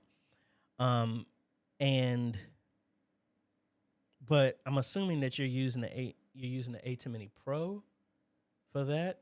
How is everything going to the displays, or are you having displays inside the sanctuary? Let me know that. But I think the handshake, because you're using just a regular HDMI switcher, it's going to do that because it's establishing that handshake of what resolution do you support? Do you do this? Is it encrypted? And then it connects. You don't have to do that with the ATEM if it's connected directly there. Norm. Task Manager shows the internet usage for the computer, but I want to monitor if someone else is using the bandwidth during the service. Yeah, that's why I use the Unify stuff, so I can track it that way. You should have some type of tracking depending on the type of router you have. You would have to log into the router or for that type of information. Back to Creative for Fun. I'm so confused on setting up a network to put all the devices together. Could you go over a quick explanation again or point me to a video? Now, you're saying the networking for which devices? Let me know, and then I can answer that appropriately. The audio is static. I've used the USB from the back to them at the same issue. I've checked cables. We use a stage box via CAT. And he said the audio is static. I've tried to. Can you email me at questions@ajhomes.com? Give me a link to an example of this so I can see it. And if you can send it here, I might be able to open it up now and listen to it. But if you can email me at questions@ajhomes, and then we can look at that. You are welcome. I'm trying to figure out this way because I already gave them a suggestion about using HDMI to SDI converter from your videos for the fourth empty input of our ATEM. And I also gave them resources to your videos, but I know they see the messages. They don't even acknowledge my suggestion of resources that I feel input. I expect everything to be working. See, that goes back to what I talked about it before, man. It's like I don't want to sound like a Debbie Downer and stuff like that, but I mean, it gets really frustrating that it's like I don't want to say I was classically trained because I wasn't. I've been playing ever since I'm 6. I mean, I think I do fairly decent. I'm not the greatest musician in the world, not the greatest singer in the world. Never ever claimed that I am. But it's one thing. I think Loki said it when he was talking to Thanos. He was like, hey, you need a guide. And he was just like, well, what's your experience? He was like, my experience is my experience. Like, meaning that you can have a concept of how music works or how the media goes. Yeah, I might not have been like some of y'all, all of us. We might not have had Sundays or Saturdays, whatever day that you have service. It might not have been successful 100% of the time, but that's experience. That experience dwarfs your opinion of how you think stuff should work when you've never touched it a day in your life. If you're saying, I don't think I need an HDMI to SDI converter, and that's the first time you ever heard of an SDI converter, you shouldn't be making that decision. I don't know. It's like just sometimes like you just want to take somebody and hit them upside the head with a toy play mallet. I'm saying that so I don't get in trouble. Because it's like some knuckleheads. Like, just think of common sense. Hey, your aunt needs heart surgery. Hey, I played Operation when I was growing up. I think I can handle it. Don't listen to that doctor.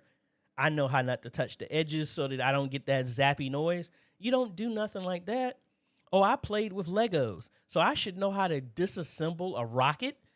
No, like, I don't understand. People understand that in this field, but pride and arrogance thinks that they know everything about everything else. And sometimes you just got to let them fall on their face. That's the best way I can say it. And try not to let yourself get frustrated when stupid people do stupid stuff. Did I say that? Yes, I did. Why do you use ATEM Mini with OBS for encoding? Is it due to encoding issues with the ATEM? I ask because I sometimes get cache full issues with the ATEM. It's kind of a mixed bag. Some people if it's the original ATEM Mini, it didn't have encoding at all. The ATEM Mini Pro introduced that. So that's why I originally, when I had an ATEM Mini, that's why I used OBS.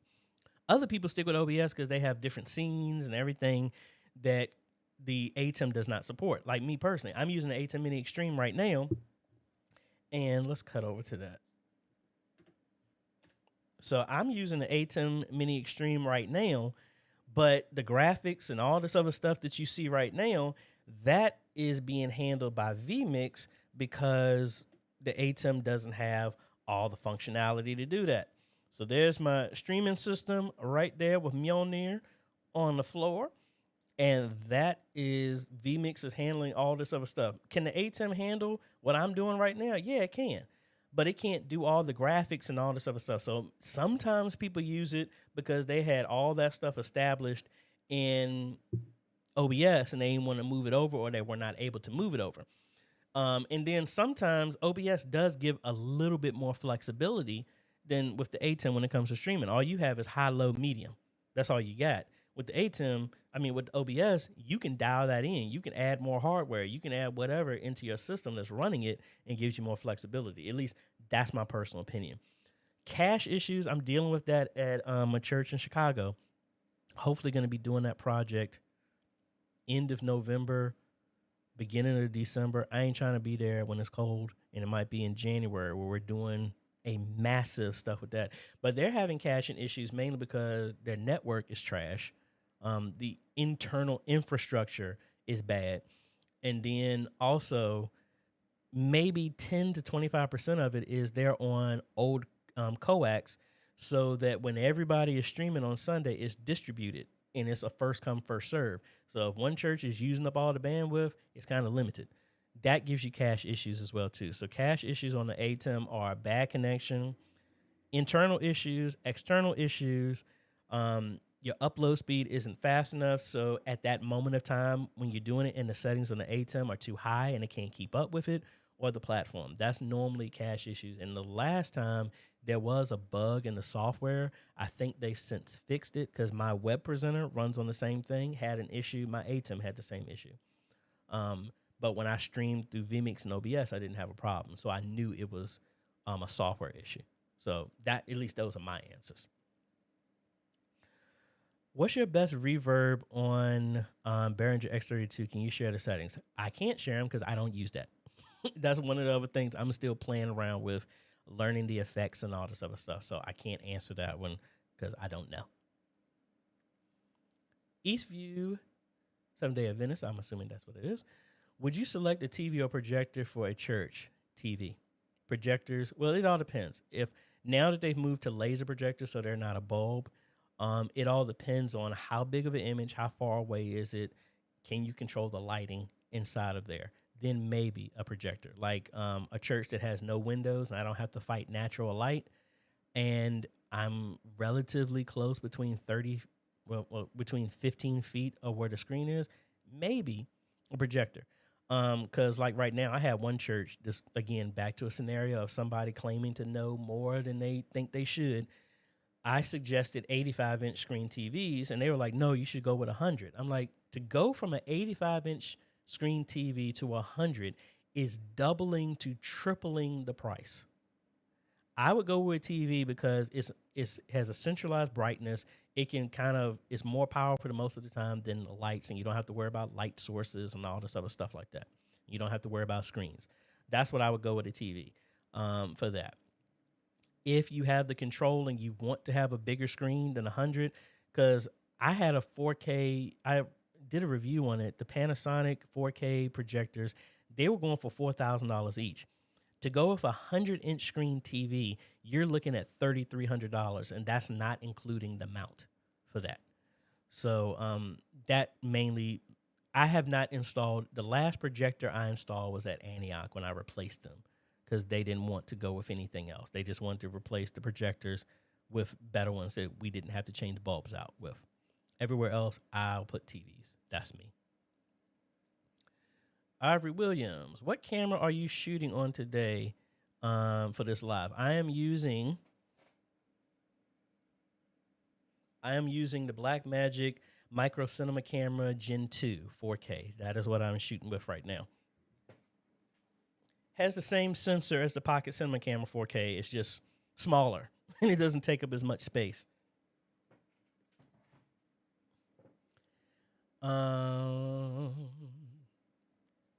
Can I use a splitter to connect the laptop to LED walls? Yes, you can. Just make sure that the resolution is the same from whatever the other connection is going to the screen. Then yes. Lamar, have you ever used the Web Presenter 4K and the ATEM together? I'm using it right now. What you're seeing right now on YouTube is from the Web Presenter. So if I cut over to that camera and get up out of the way so y'all can see, take that down. And see, I'm not wearing pajamas today. That's the Web Presenter that's running the stream right now. OBS, vMix is sending the signal to the Web Presenter. The Web Presenter is up converting that to 4K. So that is what all of my live streams for the last 2 years have been using. So I hope that helps you. Thank you for answering questions. I made a matrix mix. Okay. Well, yeah, if you have that matrix mix going out and it's going over your RCA outs on the X32 and it's going to that. I mean, I didn't do a matrix. I made a separate sub mix, but I mean, it's the same concept. It's the same so that you can control it separately. It just makes it easier from you having to, you can make a matrix of all your channels and you don't have a separate to set different levels or something. Yeah. So the same concept has worked.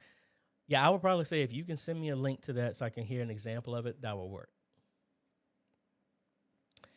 Leadership paid someone to install the AV equipment without telling anyone that's actually going to be working the equipment. I've had there's way too many times I've had churches do that. And probably 80% of my work is me coming back behind people that didn't know what they were doing. But anyway, I digress. Let's go in here. Without telling anyone that's actually going to be working the equipment, they don't want to pay him again to come back to the church to explain, which was stupid. That's the reason why I said in the other video, if you hire somebody, have them document it and leave it out. And see, this is why when you don't get people involved that use this stuff, you don't know the questions to ask that the people who are using this on a daily basis. Like I had a scenario where there's somebody in the security ministry. They run the security ministry. They have ideas of what needs to be done with the security ministry. And people who are not into security ministry are saying, well, we don't need that. How do you know what they don't need when they use it on a daily basis? I don't.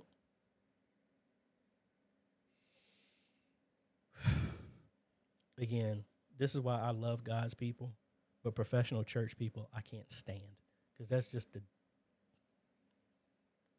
that's the downright stupidest thing I think I've ever heard. Like, I don't understand why people do that. Why would you sabotage your ministry that you're not a...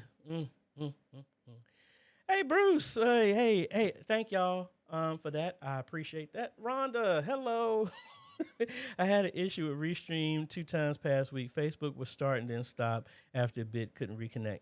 Yeah, see, that's the thing. It's like all of it is contingent on Restream is using the API, the application program interface to talk to YouTube in the back end of Facebook. If they do an update, that's kind of the issue. So again, unless we write our own and do stuff, that's the only way you can kind of avoid that. But if you write your own stuff and Facebook makes a change, you're going to have to experience the exact same thing. Okay, I already answered that. Ray B, hello. Rob Wilson, people are a jack of all trades and master of none. If you go on to the dentist, you will not operate on your heart. Yeah, and see, I think I asked that question. Does everybody know that full statement?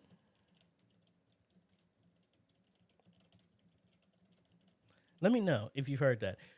People hear that a jack of all trades is the master of none. That's only half of that statement. I need to find what's the full statement of it.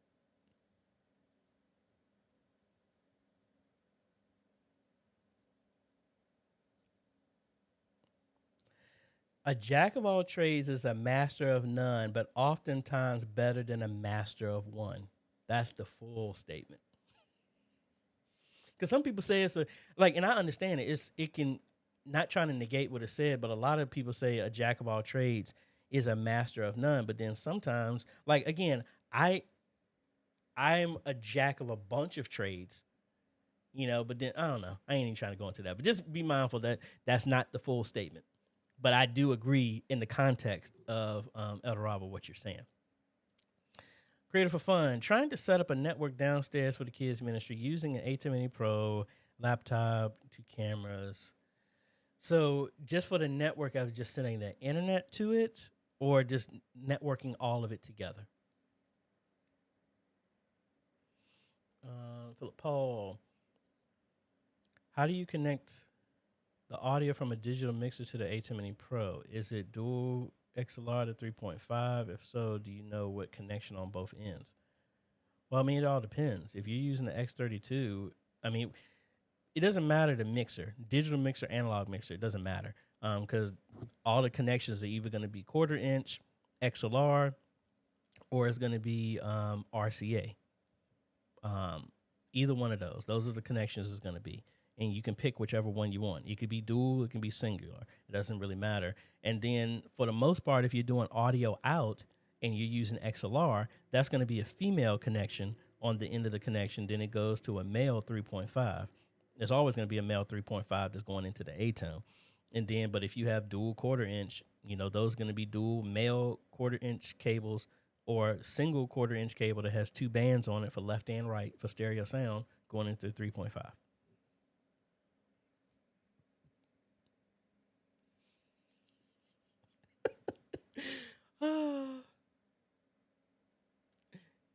Hey, AJ, on which model of A-tone switcher can I adjust the audio delay settings only for a specific input? Is this even possible? Yes, actually, it's any of them, to be quite honest. It did it on the recent update that is addressable. So if I bring mines over here so that y'all can see, you come over here, and I'm using the A10 Mini Extreme, but again, it works the same. Here are your delays right in there, because that's your pan. So your delay is in that number right there that you can adjust it from there. Excuse me, I'm clicking on the wrong one. So the delay is right there. It put the box in the wrong screen. So in here, so I can adjust that delay here. And then if I had the input on, it would be right there as well too. Oh, excuse me, I misspoke. I thought it did it on the inputs as well too. It looks like it's just this one. And let me see. I have the A10 Television Studio on. Let me see where that one is.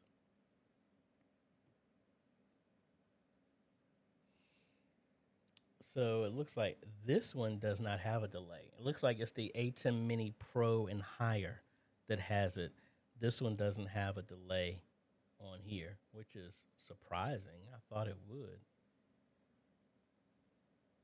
Yeah, it looks like it's just the Pros. I'm using the A10 Television Studio HD. I don't know about any of the bigger ones if they have it, but the A10 Mini Pro and higher does have a delay. They added that with a update. I think it was version 7 or something like that that gave that functionality change. And I haven't done it, but essentially all have done it. If you like what I'm doing here, folks, it makes a world of difference. If y'all like, subscribe. It pushes this stuff out to other people out there. So again, I would appreciate if you do that. T-Pocket. I bought everything for the $1,000 streaming setup, but I don't know where to start as far as plugging everything up and everything like that. I have a video that goes over all of that, but a lot of the stuff, from the $1,000 bundle, that's for the mini computer and all this other stuff like that. I would look over that. I did a video that talked about all of that. I do have most of those things here except for the camera, so I could do it again. I've been meaning to actually go back to basics and follow up with some more videos. We're going to go through setting up everything from scratch. vMix from scratch. OBS from scratch. The ATEM from scratch. The OC Go from scratch. The M2 from OC from scratch. We're going to go through all of those. The basics is if it's a beginner, refresher 2024, or maybe the 2025 version. And we'll go over the bundles as well too to help out. Westview, do you have any suggestions for computers that can handle 3 screens and streaming for less than $450? That's going to be tight, but it will be the mini PCs that I was just mentioning about, like in that $1,000 bundle. It can handle that, and it's fast enough to do the streaming. That one of those systems you can get from the Amazons. And I would say a Ryzen 7 would give you the power to do that. So, which one would that be? Can I pick from? So maybe this one. This one is Ryzen 7. It can support multiple monitors. It's got a 1 terabyte, 16 gigs of memory, and that's going for $309. Now, to have the extra monitors, though, it does this. One of them would have to be USB-C for that to do that. So you have a display and an HDMI, and then the third can be USB-C, and it does support and it is fast enough to do that streaming. So you can look at a USB-C to an adapter that could work, or if your monitor has a USB-C connection, then you can have a third monitor. So I'll put a link in that. I have one of these upstairs, and a very, very, very good system, I must say. For the people I've given it to, and they've used, I have not heard back from them as an issue.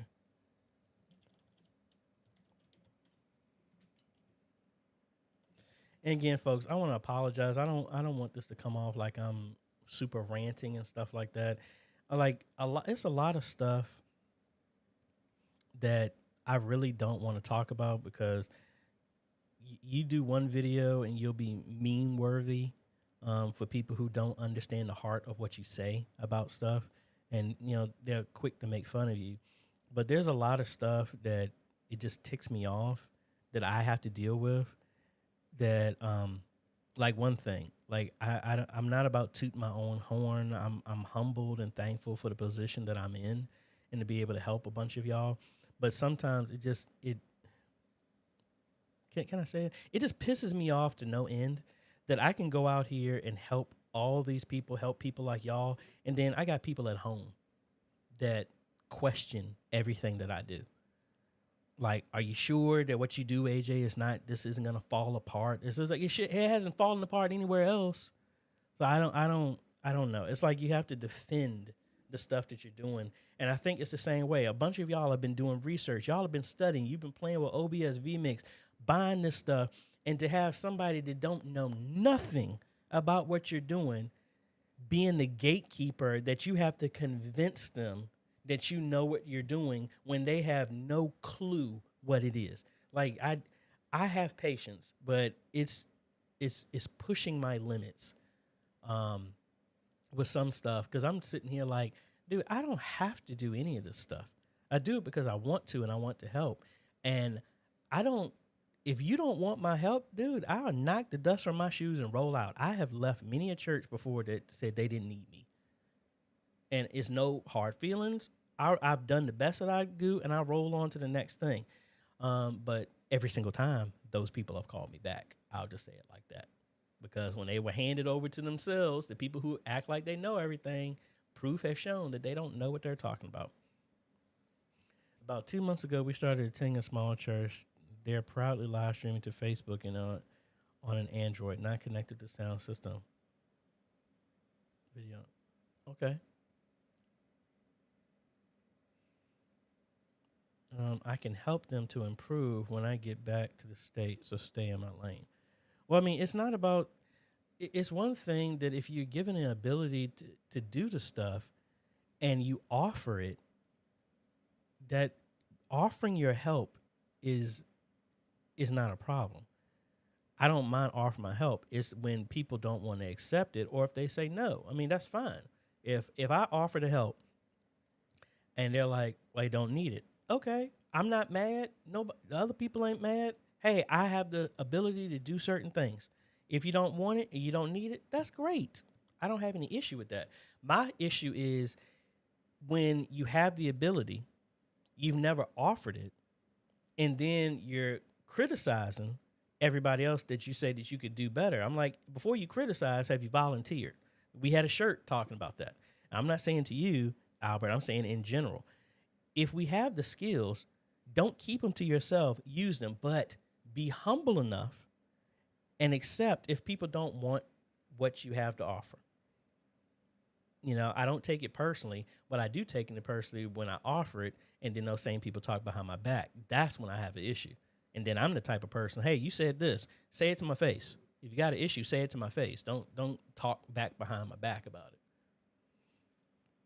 How do I send a separate live mix from my church X32 if I'm using a S32 Snake? You just have to assign that same port whatever port that you want to use to one of your outs on the S32. So if you're using a separate mix or a matrix, whichever one, you assign it to whatever the out is. So that'll be the same sequential. So the S32 has 16 outs. You can set it to one of 16. Normally 16 and 15 are your main left and right, or 7 and 8. 7 and 8 and 15 and 16 are your main outs. So you can assign it to whatever ones you want, 10, 11, 12, 13, 14, whatever. You assign that mix to that. That propagates down to the S32, and then you connect your cables to that, and you are good to go.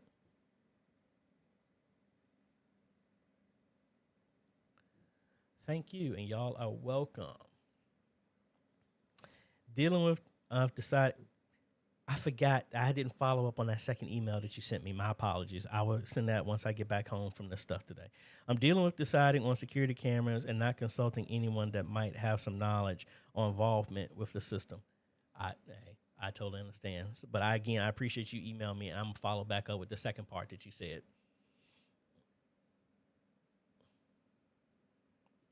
That one, too. Completely agree. Brian. Some of the caching issues we encountered were resolved by manually choosing the closest server to me and not using that too, especially with Restream.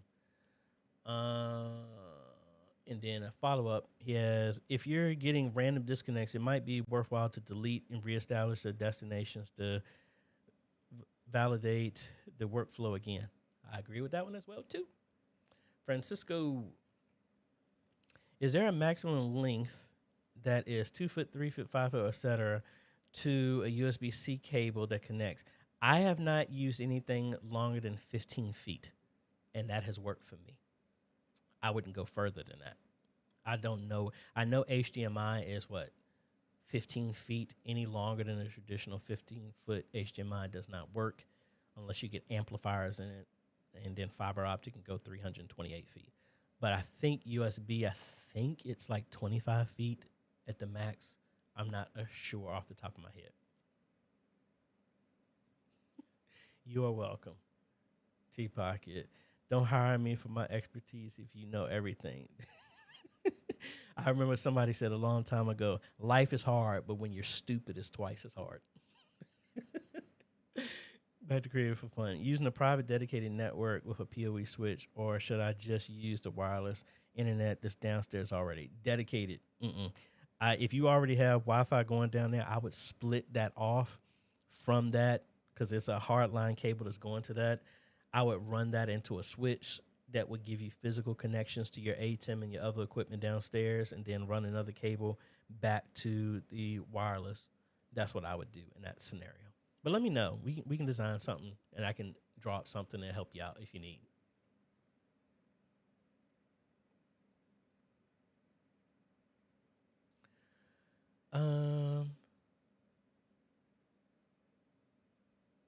That right there.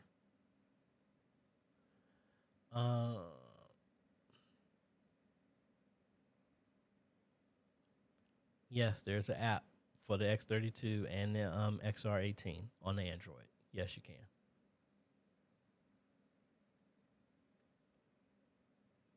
If it's connected over your shielded cable to bridge it between that, it doesn't matter. It will still work. We appreciate you, Ajay. Keep up the great work. And remember, a prophet in his homeland has no honor because of envy and out of jealousy, but the rest of us treasure. I appreciate it. I really do.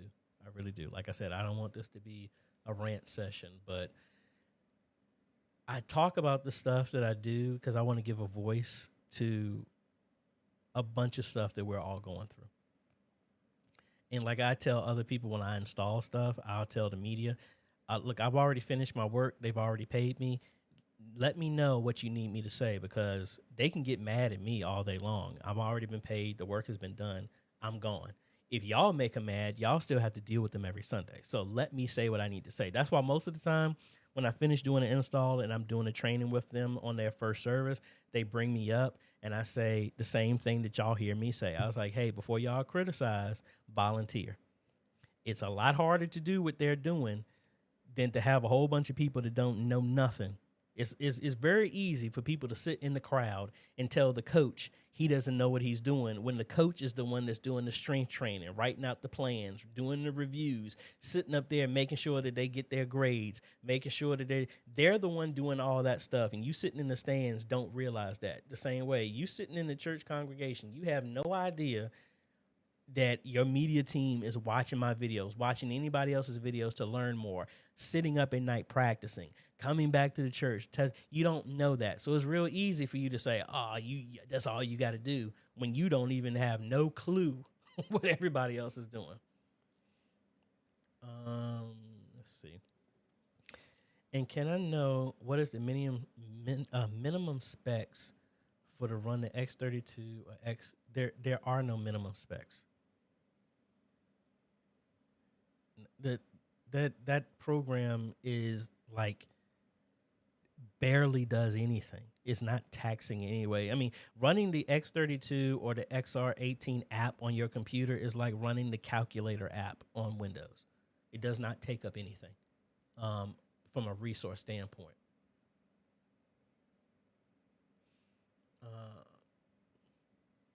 Bobby, oh, hold on, it jumped on me. Bobby, I'm trying to connect OBS and Zoom, having problems with the microphone and can't get the sound to work. I have downloaded the virtual audio cable. It's showing up in Zoom, but no sound. In OBS, you need to make sure once you set that, let's go in here real quick. When you go into OBS, make sure for every audio scene that you have, let me go back in here. So I don't have mine turned on. So like in here, you need to come in here in your settings. I think I uninstalled mine so it doesn't show here. The easiest way I've done this is in audio. Oh, good, it's still here. I have my monitoring device set as the input of the VB audio cable. Now for every audio source that you want that audio to go out, go into advanced, turn on monitor and output. That will send all of your audio into the VB audio cable. And then when you go into Zoom, you set the mic as the VB audio cable out. So any audio that is playing the audio on the output to the monitor that you set will come into Zoom. That's how that will work. You got to make sure both of those things are set. And then you should get audio come there. Tyler, I work in church integration in both Daytona Beach, Florida, and Greenville, South Carolina. I was just down there. Where is your company located? I am in Richmond, Virginia.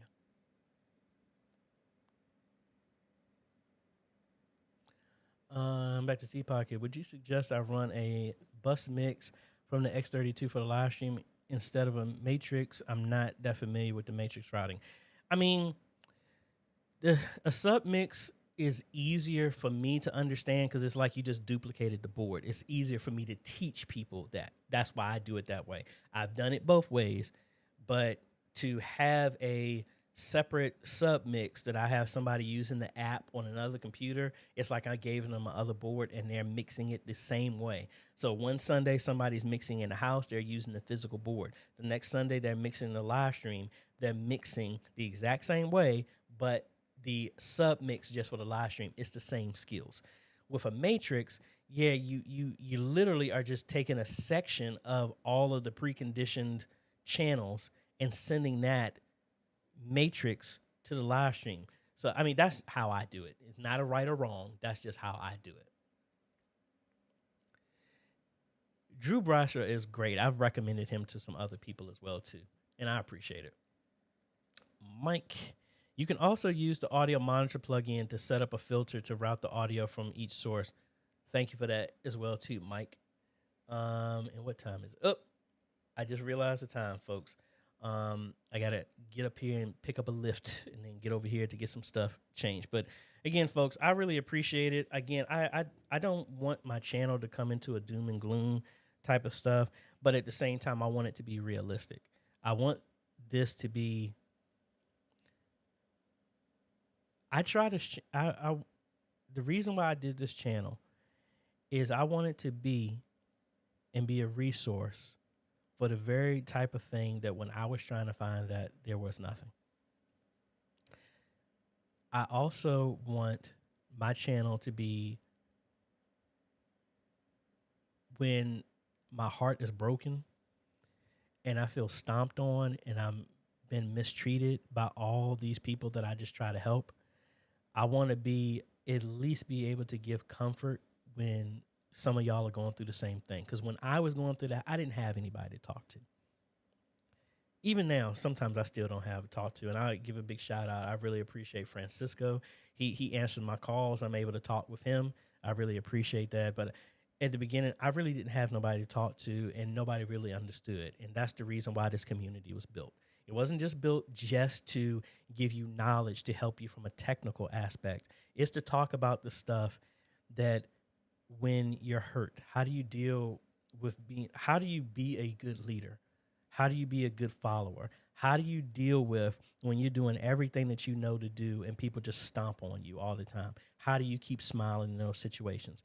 How do you get to the point when it says don't get weary in well doing when you are weary? How do you handle that? And you're talking with other people who are in the same field, not people that have concepts of how it's going to be, but people who are actually doing it with you. That's what I want this channel to be. So, you know, real talk, yeah, I get disheartened at the fact that we haven't grown as much as I really wish it to be.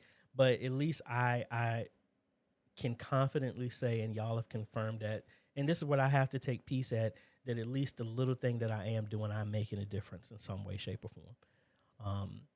So again, that's what this channel is meant for. And that's why I want to give a big shout out to all of those who supported me over the years through Patreon and YouTube members.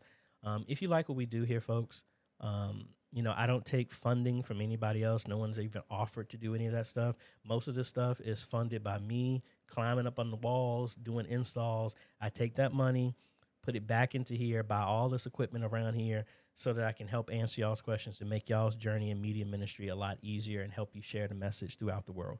That's what it's done. But people like these who are listed on the screen who decided to become Patreon supporters and YouTube members, they're the ones that help contribute to that, to help me buy the equipment, to help me do all this other stuff so that we can help y'all as best as we possibly can. So I really appreciate them doing that. And if my screen would go away. And if you like what we do, you can go to patreon.com/AJaytheCEO, or you can click the join button down below. No matter which way you pick, folks, that's how we do to help train media ministries all over the world. And I didn't say anything about it, but every 10,000 subscribers, we're doing a giveaway. We already talked about it. Somebody already talked about it. We're doing one $2,000 giveaway or two $1,000 live streaming bundle giveaways. This is what I pay out of my own pocket to do. I'm not saying that to brag. I'm just saying that I do what I do because as a preacher's kid, I used to sit in church meetings with my dad doing stuff, and people would glorify the problem, talk about every single stinking way under the sun why we can't do something. And I got tired of that. Real talk. That's the reason why I donate, and whether they're listening or not, guess what? You've got ready to hear the truth. That's the reason why I donated the sound system to Antioch. Everybody was talking about the problem. No one was trying to solve it. Thankfully, I was in a position to do it. And it's like, instead of talking about the problem, let's solve it. Me doing the giveaway, this is me trying to actually do something. Instead of just talking about it, let's try and help people move forward. I'm trying to educate and help churches realize that they can share the message throughout the entire world. That's one thing to talk about. It's another thing to put something behind it and be like, hey, I can't buy it for everybody, but the few people I can, hopefully, I'm putting my money where my mouth is and trying to help. That's what it's all about. That's what I do here. That's why I talk about the stuff that is uncomfortable, and I expose my emotions about stuff, how I feel, because I know somebody out there is feeling the same way. And even if it's only one person, I want them to feel encouraged, because I know how it is to go through and you have nobody to talk to. That's why I do what I do. So anyway, I hope y'all have a great day. I hope y'all have a great day, even afternoon, wherever you is, folks. And we'll be seeing y'all on the next live stream. And we'll be on the round table on Sunday. Information is on the Facebook group. Y'all have a good one, folks. Later.